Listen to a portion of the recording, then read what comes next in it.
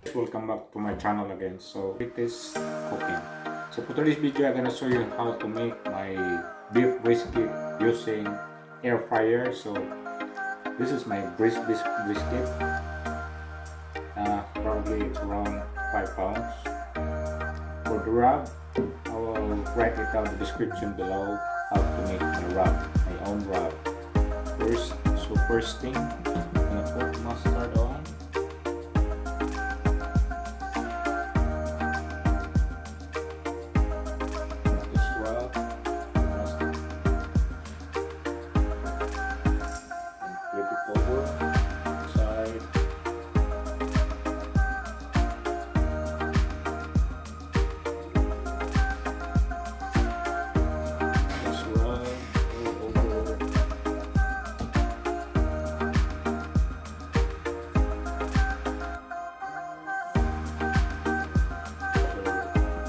This is the rub that I made, so I'll write it down the recipe description below.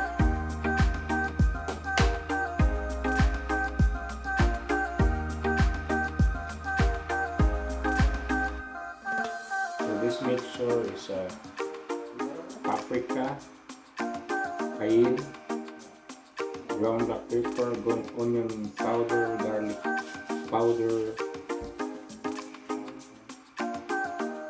salt and pepper,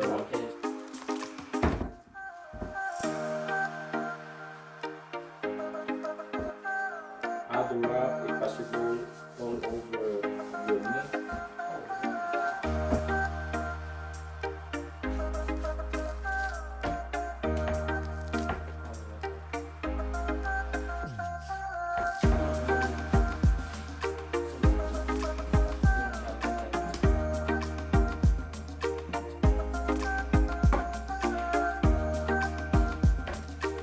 Using a jigsaw, so my beef brisket is too tasty. Cayenne mustard, add around 1 tablespoon of mustard. Add soy sauce, around 2 tablespoons. So this guy.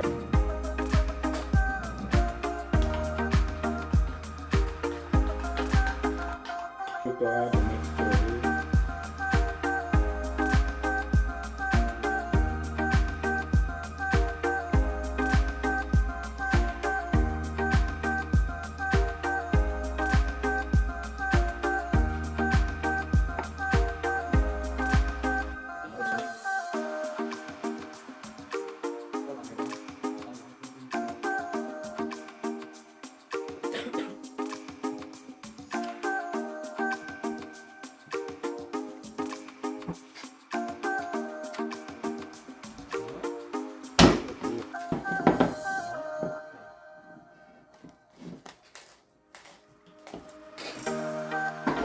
Covered with the plastic wrap and store in your fridge overnight, so you have a perfect, tasty beef brisket.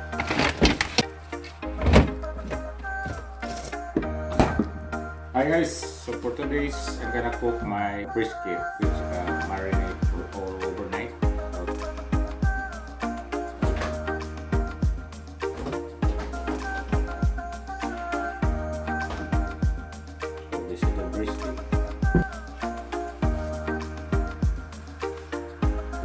First thing we're gonna do, we're going to preheat the fryer. Put on roast. Preheating for about 3 minutes. Put the roast this one for about 3 to 4 hours using low temperature. First 1 hour, and after 1 hour I'm going to increase temperature. So now I need to add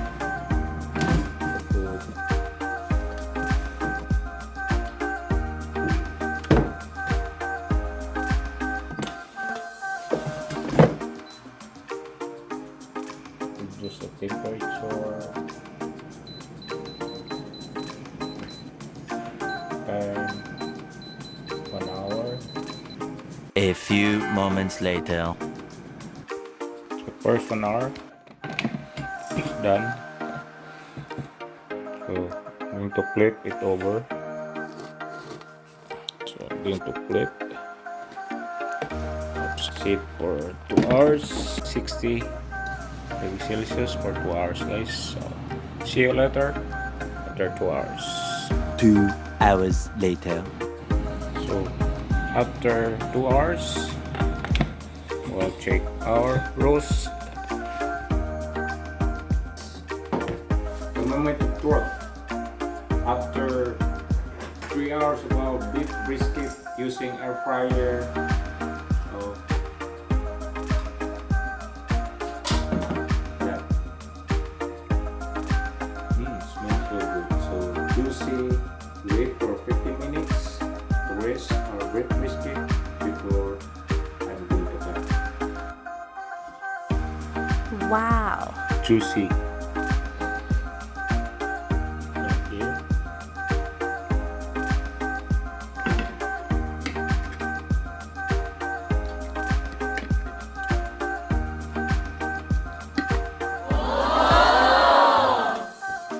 So this time I'm going to make my side dish. So I'm going to make a mashed potato, which is a cut potato, around 4 pieces potato. Then I'm going to boil it and make a mashed. Boil the water. After I wash 3 times, I just add into the pot, add enough water and let it boil. Actually 10 to 15 minutes or until the potato is soft, and then drain the water and make sure there's no water before you transfer to the mixing bowl. I add 1 tablespoon of butter, salt, garlic powder, and ground black pepper. Mash it until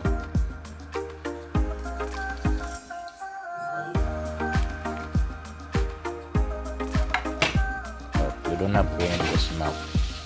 And then at that time I mix vegetable, which is carrots, broccoli, and cauliflower with the butter and season with salt and pepper. It's very basic.